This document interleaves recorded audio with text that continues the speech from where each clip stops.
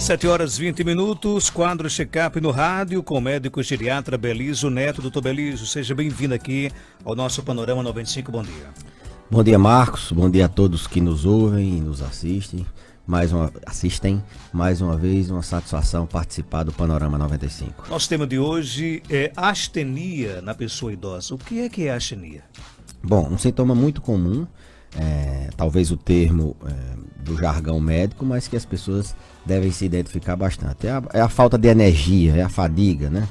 O esgotamento, a fraqueza daquelas pessoas que têm esse sintoma, tanto sem fazer esforço físico, elas ficam fadigadas, elas ficam sem energia mesmo, sem alguma atividade física ou mental que gere isso, ou que elas têm isso mesmo depois do repouso. Elas têm falta de energia, têm fadiga, têm esgotamento, ou dificuldade para iniciar ou manter alguma atividade, independente de fazer, porque é normal a gente ter uma fadiga ou uma falta de energia quando a gente faz um esforço muito grande físico ou mental, e melhorar quando a gente descansa. As pessoas que têm esses sintomas, geralmente elas têm alguma coisa que justifique elas não melhorarem bem. Então, um sintoma muito comum, 15 a 30% dos pacientes acima de 65 anos, a cada 10, 2 ou 3, chegam no consultório sendo a primeira queixa do tô fraco, tô sem energia, tô indisposto, tô sentindo um desfalecimento, um esgotamento mental, um esgotamento físico, e eu já tentei descansar, já tentei de tudo, mas eu continuo sem energia, continuo sem ter motivação para fazer alguma coisa. Então, a gente chama isso de astenia e a gente tenta buscar sempre detalhar bem a anamnese, detalhar bem a entrevista, detalhar bem o exame físico, porque as causas desse sintoma são muitas. Já tem ouvido aqui com a gente, pergunta, bom dia. Bom dia. Tudo bem? Fala com quem? Com Terezinha. Oi, Terezinha, qual a sua pergunta? Porque eu queria perguntar ao doutor Zé Belice, os problemas de coluna, ataca meu espírito, ataca tudo, a cabeça, aí só pro pescoço, aí eu fico, o osso da frente crescendo aqui. E aí, doutor Belice? Bom dia, agradecer a pergunta. Coluna realmente ela começa na cabeça e termina, como diz o Matuto, no osso do mucumbu, né? Termina lá no cóccix, então aqui na região do quadril. Então ela tem boa parte do corpo da gente passando por ela, e a inervação de várias partes do corpo partem dela. Então, sintomas de coluna eles podem dar, aliás, doenças da coluna elas podem dar sintomas na cabeça, no pescoço, no tórax, na região das costas, na coluna lombar, aqui na parte de baixo, pode esse sintoma vir para a barriga. Então, a coluna ela é uma estrutura que pode causar vários sintomas em diversas partes do corpo. Agora, voltando a essa questão da fadiga, por exemplo, em muitos casos ela pode ser proveniente da rotina do próprio idoso. E como é que a gente consegue identificar, por exemplo, isso? Pronto. 30%, Marcos, dessas fadigas, dessa astenia, elas têm uma causa orgânica por trás, ela tem doença por trás, seja um câncer. Câncer começa com fadiga, e eu já comecei por uma doença muito grave, aquelas pessoas que podem ser investigadas nesse sentido, passando por infecções. A gente sabe que depois de uma infecção, de uma gripe, de uma diarreia, a gente passa por um período de astenia, né? A convalescência da doença, um período, logo depois a gente demora a se recuperar, essa fase de recuperação, esse sintoma é muito comum. Então a infecção pode causar isso. Doenças metabólicas, como por exemplo a tireoide, quem tem doença na tireoide pode ter essa sensação de astenia por muito tempo e ser uma doença que justifique por trás. Doenças inflamatórias como lúpus, artrite reumatoide, a própria anemia, outro dia a gente falou de anemia aqui, podem causar isso. Sedentarismo, aqueles idosos que não se movimentam ou que são obesos, eles têm esse sintoma como um sintoma comum, mas 70%, como eu falei, eles têm alguma causa, eu diria, psíquica por trás. justifica no idoso, em 70% das vezes, depressão, ansiedade, sono, uma má qualidade de sono, transtorno do sono, dá muita fadiga, dá muito falta de energia, a ansiedade, o medo, ele dá também, ele bloqueia o indivíduo. Então essas são as principais causas que estão por trás desse sintoma de falta de energia, de desfalecimento, esgotamento no paciente idoso. É bem verdade que quando a gente envelhece, naturalmente a gente perde um pouco de algum vigor, a gente perde vigor quando vai envelhecendo. Diminui, a semana passada falamos de perda de massa muscular, diminui a velocidade de processamento mental, diminui a capacidade de reter informações. E como você perguntou, a rotina do idoso, ela está muito associada a esse tipo de predisposição, de facilitação da pessoa ter fraqueza, de ter falta de energia. A rotina estressante de preocupação com os filhos, às vezes até a rotina do ócio, de não ter muita ocupação, eles ficam mais suscetíveis e aí vai gerando uma bola de neve. Ele vai fazendo menos atividade, gastando menos energia, tendo menos energia, se cansando mais fácil e entrando nesse ciclo vicioso da síndrome de fragilidade e como sintoma principal a astenia. Tem mais ouvindo com a gente, falo com quem? Bom dia. Bom dia, aqui quem está falando é Socorro, eu moro no Paulo VI. Oi, Socorro, qual a sua pergunta? É o seguinte, olha, eu estou com 51 anos de idade, mas eu já estou apresentando assim uma série de doenças que me levam a crer que eu gostaria de saber se existe velhice precoce. Porque assim, eu tive uma vida absolutamente saudável. Eu nunca bebi, nunca fumei, eu praticava exercícios físicos, não comia besteira. Mas assim, eu tenho exames que comprovam que eu tenho, por exemplo, eu já apresentei uma diabetes insípidos, eu chego a urinar 5 litros de água por dia, 5 litros de urina por dia. Já apresentei artrose nos joelhos, já estou com um princípio de artrose nos 2 joelhos, na minha família ninguém tem. Estou com fasciite plantar nos 2 pés, com problema de intestino e tenho um colesterol alto sem comer gordura. Então eu tenho uma vida bastante limitada. Eu até já procurei assim, participar de coisas de idosos para ter uma assistência, mas não me aceitam porque eu ainda não tenho 60 anos. Aí eu gostaria de saber dele assim, se existe, se eu posso estar com um envelhecimento precoce, porque eu tive uma vida muito saudável, eu era muito saudável, fazia tudo o que era bom na vida, assim, que levasse a ter saúde. E assim, repentinamente eu comecei a apresentar esses problemas, certo? Então eu gostaria de saber dele se isso pode ser um quadro de envelhecimento precoce, porque eu estou vivendo limitada como uma pessoa idosa já. Obrigado, Socorro, por sua participação. E aí, existe envelhecimento precoce? Que pergunta interessante. A gente é surpreendido muitas vezes, fica pensando num tema e o ouvinte ele coloca um tema muito esclarecedor. Bem, primeiro vamos começar pelo conceito de velhice. Velhice não é uma doença, não é um conjunto de doenças que caracteriza a velhice, a terceira idade. Pelo fato de ter 2, 3, 4, 5 doenças, a gente não pode considerar que a pessoa é velha. Existem vários conceitos. A gente pode ser velho pela idade, né? A idade é um fator que diz se você é idoso ou não. A gente pode ser velho pela capacidade funcional, a capacidade, como ela falou, de limitação. A gente pode ser velho psicologicamente. Tem gente que tem uma cabeça de 50, 60 anos, mas tem 100 de idade. Tem gente que tem uma cabeça com 40, 50 anos. Aliás, com 100 tem uma cabeça de 40, 50, é uma pessoa que tem 40, 50 tem uma cabeça de 100. Então tem a idade psicológica também, tem a idade social, tem aquelas pessoas que depois que se casam, formam uma família, já não tem mais vida social, quer viver dentro de casa. Isso é um envelhecimento social. Então a velhice, o conceito de velhice, ele é bem amplo e tem alguns parâmetros que a gente pode considerar uma pessoa velha ou não. Não é só a idade. Para a Constituição, a nível de aposentadoria, a nível de preferência em caixa, essas coisas, a idade é quem determina. Bom, mas ela pergunta pelo fato de ter várias doenças que são mais comuns na velhice, de ter vários sintomas, muito embora ela tenha tido uma vida saudável, ter tido uma vida regrada, ela quer saber se isso é um envelhecimento precoce. O envelhecimento precoce, existe uma síndrome, tem até um filme muito conhecido, eu acho que é o envelhecimento de White House, um negócio assim. Então ele mostra que a pessoa tem um envelhecimento acelerado agora em fases bem mais jovens.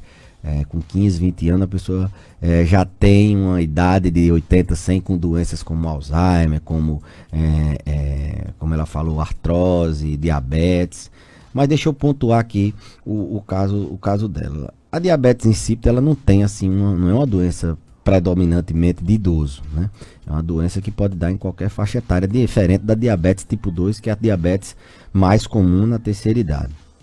A osteoartrose, ela tem 50 e poucos anos, ela tem uma prevalência maior na terceira idade, mas ela pode começar em faixas etárias mais cedo e progredir, mas é comum ela ser sintomática na terceira. A fasciite plantar já é uma coisa que pode ser ocupacional. Um corredor, ele pode ter uma fasciite plantar porque é uma sobrecarga, um má posicionamento, é uma inflamação. No gado a gente chama de pé, daquela péazinha da carne, a gente debaixo do pé tem aquilo, uma inflamação daquela parte. Ela tem também taxa alterada, problemas no intestino, de forma que talvez ela se sinta como uma pessoa de 70, 80 anos, pelo fato de ter várias doenças crônicas que são muito comuns na velhice. Ela não tem um envelhecimento precoce, talvez ela tenha uma genética, uma herança, que tenha doenças crônico-degenerativas que apareceram em idades mais jovens. Essa questão dela se enquadrar num grupo de idosos ou em atendimento geriátrico é realmente um problema, né? Porque realmente ela tem doenças que são mais comuns na terceira idade, embora ela não tenha uma velhice e seja contestável o fato dela se sentir velha pelas doenças. Eu acho que deveria se ponderar. Eu acho que a gente não pode. Não, você não pode porque você não tem 60 anos. E outra, não, você pode. A nível de pensamento coletivo, de questão de saúde pública, isso tem que existir, porque senão muitas pessoas vão querer ter o tratamento de idoso e não tem. Mas o recado que eu mando ela tem um perfil de uma pessoa idosa, embora não tenha 60 anos, por causa das doenças crônico-degenerativas que a genética dela, que a herança dela predispôs, mesmo ela tendo assim, cuidado da vida dela. Cuide delas, que você pode permanecer com esses sintomas até 100 anos, poucos sintomas. Controlando as doenças tem poucos sintomas. E tente procurar, na verdade, na investigação de um paciente desse, a gente tem que procurar algum sintoma, alguma doença que tem um caráter de facilitação da exacerbação desses sintomas, que deixe os sintomas dessas doenças sendo mais exacerbados. Então, eu acho que seria uma avaliação bem interessante e uma pergunta muito interessante sobre se existe envelhecimento precoce e as pessoas que têm muitas doenças em faixas etárias mais jovens, se elas são consideradas velhas. Aqui no nosso WhatsApp, doutor Belísio, porque eu sou diabético, né, e sinto muita queimação nos meus pés, né? Já fiz até esterectomia. Isso é normal no caso? Diabetes é uma doença que ela atinge os vasos, né? Embora ela causada por um aumento de açúcar no sangue, a glicose. Essa glicose é aumentada por muito tempo, ela é tóxica para o organismo, principalmente para os vasos, para as artérias, para as veias. Então, todo o corpo da gente é vascularizado, ele tem artéria, ele tem circulação. Então a diabetes ela afeta todos os órgãos. Tem alguns órgãos que são afetados mais precocemente, como os olhos, né? É muito comum neuropatia, a retinopatia diabética, a cegueira e a catarata em virtude do diabetes. É muito comum as pessoas terem doença no rim, insuficiência renal, terem doenças vasculares em órgãos mais nobres como coração, infarto, AVC, mas é muito comum também ter doenças na periferia, nos membros. Nesse caso, provavelmente é uma neuropatia diabética, é quando o açúcar no sangue está alto ao ponto de intoxicar a inervação dos pés. E ela tem essa sensação de queimação. Isso é um sintoma, isso é uma complicação, na verdade, da diabetes, a neuropatia diabética, também causada por agressão na estrutura do vaso. O que é que tem que se fazer? Controle do diabetes. Controlar diabetes não é só tomar remédio, é o controle também não medicamentoso, com dieta e atividade física, bons hábitos saudáveis e controle rigoroso da glicemia através, se for o caso, de medicamento oral, antidiabético oral ou insulina. Queimação nas pernas é um sintoma, uma complicação de pacientes com diabetes. E é por isso que às vezes eles amputam os pés. Por quê? Tem queimação, às vezes tem dormência, não sente dor, não sente calor, não sente frio. O pé fere e esse pé vai tendo infecção e às vezes tem que amputar porque o diabético não tem sensibilidade. Ele tem dormência nos pés. Eu sempre digo, os pés do diabético, Marcos, é o tesouro. Se ele tem alguma coisa que ele tem que se preocupar, são os pés. Importante todo dia olhar entre os dedos, enxugar quando tomar banho, hidratar os pés, andar com calçado fechado, sempre estar observando. Eu recomendo eles botar um espelhinho no chão e olhar os pés todo dia. Do mesmo jeito que muita gente é vaidoso, cuida do cabelo, olha todo dia, faz a barba, o diabético ele tem que olhar os pés para evitar uma amputação, para evitar uma complicação maior. Tem mais ouvinte com a gente, falo com quem? Bom dia. Bom dia, Josilene de São Fernando. Tudo bem, Josilene? Qual a sua pergunta? É porque eu queria perguntar ao doutor Belísio que meu pai, ele fez todo o check-up agora, ele estava com problema de intestino. E ele é hipertenso, só que ele tem 67 anos, doutor Belísio. Só que ele diz que quando ele, tipo assim, ele baixa a cabeça, ele diz que sente tipo um calafrio, como se viesse do estômago para o peito, e sente tipo um formigamento. E ele está com problema de anemia. A anemia dele está a 30%. Eu queria que você me dissesse se isso é devido à anemia, se a anemia está baixa, como é, que era melhor procurar um especialista. Aí ele disse que sente isso, esse mal-estar no corpo. Quando ele baixa a cabeça, ele sente esse formigamento no corpo e o mal-estar no estômago. Me diga uma coisa, qual o problema do intestino dele? O problema dele é uma gastrite crônica.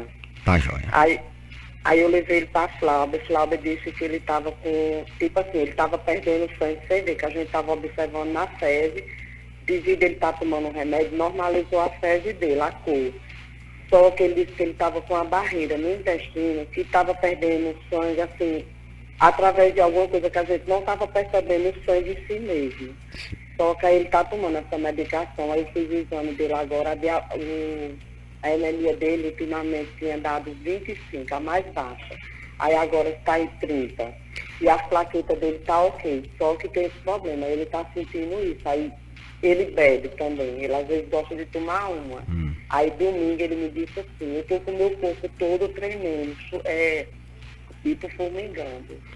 Joia. Me diga outra coisa, na família tem história de câncer? No intestino, no estômago? Tem não. E só uma irmã dele que faleceu faz pouco tempo, mas foi pulmão. Tá. Só que ele fez o teste de câncer, ele disse que papai não tinha, ele fez a endoscopia e fez a colonoscopia.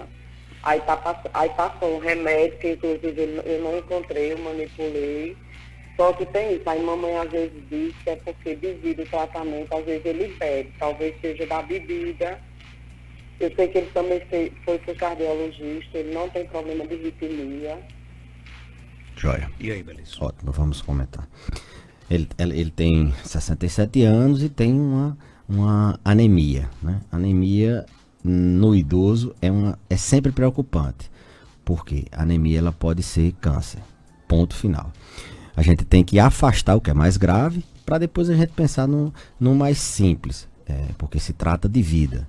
Uma anemia com hematócrito, provavelmente, eu acho que é o hematócrito, ela diz 30%. Então, pensando em câncer, pensando que é do sexo masculino, pensando que um paciente é etilista, tem vários fatores de risco para câncer no estômago, no intestino, a investigação foi feita nesse sentido. Está perdendo sangue ocultamente. Não foi visto causa para perder sangue. O intestino foi investigado, não tem doença neoplásica no intestino. Então, como ele é etilista, a gente pode pensar que a anemia pode ser por deficiência de vitamina B12, que causa esse tipo de anemia. Então eu acho que ela tá no caminho certo. Perda oculta de sangue é um marcador para a gente pensar em câncer de intestino. Foi a primeira coisa talvez que foi se pensado. E nesse sentido ele já está afastado. Ela perguntou se quando baixa a cabeça dá um formigamento, dá uma sensação de desconforto, se isso era da anemia. A anemia pode contribuir, mas esse sintoma é típico de um tipo de tontura que a gente chama de vertigem postural paroxística benigna. É uma tontura que dá quando o paciente mobiliza a cabeça. Ela não especificou bem a palavra tontura, falou mais formigamento, falou mais sensação de mal-estar, mas nesse sentido, com essas informações que a gente tem pela faixa etária, pelo sexo masculino, a gente imagina inicialmente que pode ser um baixo fluxo cerebral também, pode ser chegando pouco sangue no cérebro, já que tem anemia ou está pouco oxigenado. A recomendação é sempre de movimentar, assim, bem geral, uma orientação geral, movimentar não tão bruscamente a cabeça. Se for levantar devagarzinho, se for olhar para baixo, olhar devagarzinho. Se deitar, quando estiver deitado, sentar, contar até 30 e quando levantar, tá sentado e levantar, não sair logo andando, contar até 30 também, esperar o organismo restabelecer o fluxo de sangue no cérebro para evitar uma queda, para evitar esses sintomas.